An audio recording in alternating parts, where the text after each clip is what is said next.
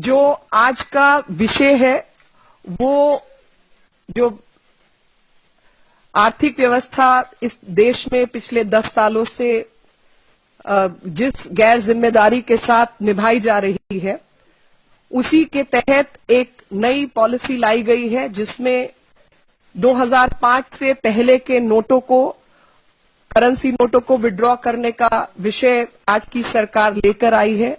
कहीं ना कहीं ये विषय जो बहुत बड़ा मुद्दा है काले धन का, उसको भ्रमित करने के लिए लाया गया है,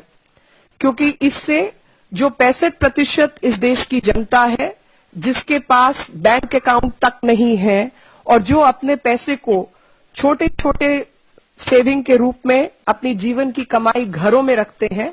और जो पढ़े लिखे नहीं हैं और दूर दराज में जहां पर बैंक तक नहीं है, उनका जो जीवन की कमाई है वो अफेक्ट होगी, ना कि काला धन। क्योंकि जिनके पास काला धन है और शहरों में है या जिनके पास व्यवस्था है, वो उन नोटों को बदलकर नए नोट जमा कर लेंगे। लेकिन जो गरीब आदमी है, जो असलियत में एक आम औरत और आम आदमी जो कि अपने पति से कुछ पैसा बचाकर शायद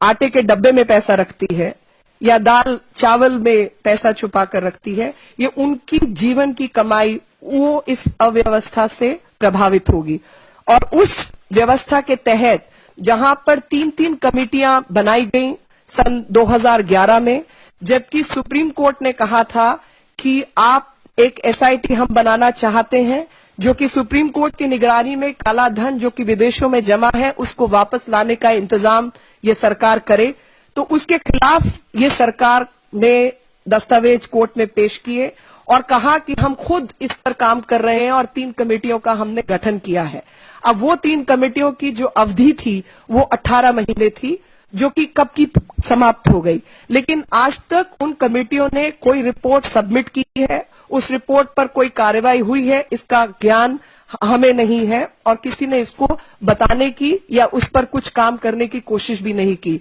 और ऐसे मामलों में 3-3 कमेटियों का गठन अपने आप में प्रश्न चिन्ह लगाता है, ताकि परिभाषा क्या हो, पैसा जो गैर जिम्मेदार तरीके से विदेशों में जमा है उसको लाने की प्रक्रिया क्या हो, और कितना पैसा जमा है विदेशों में उस पर भी एक मन ना बन पाए, इसलिए आप 3 कमेटियों का गठन करते हैं। क्योंकि अगर आप एक कमेटी गठित करते हैं तो एकदम सर्टेन होता है कि यही होगा, और उसका जो सीधे तौर पर इशारा है वो ये है कि 3 कमेटियां आपस में ही भिड़ती रहेंगी, परिभाषा से लेकर कितना पैसा है और क्या प्रक्रिया हो उसको वापस लाने की, उस पर कोई नतीजा उपलब्ध ना हो सके। और जिस इन्होंने बात की थी रेड आइड की, तो उसके संदर्भ में मैंने कहा है कि जो इकोनॉमिक पॉलिसी है इस देश की, वो खाली ब्लू ब्लडेड अमीर लोग जिनके विदेशों में अकाउंट है, जो कि स्विस बैंक के अंदर अपने खाते रखते हैं, या तमाम ऐसी जगहों पर जहां पर वो अपने पैसे को या तो डॉलर के रूप में जोड़ते हैं या फ्रेंच फ्रैंक के रूप में जोड़ते हैं या डॉइच मार्क के रूप में जोड़ते हैं, वही लोग हैं जिनका जीवन इससे प्रभावित नहीं होगा। लेकिन जो गरीब अपनी एक एक पैसे को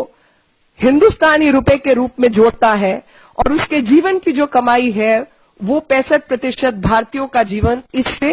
प्रभावित होगा। और ऐसे में ये जो पॉलिसी है ये काले धन से जूझने की नहीं, बल्कि काला धन कैसे ना लाया जाए उसको भ्रमित करने के लिए, अव्यवस्था पैदा करने के लिए बनाई गई है।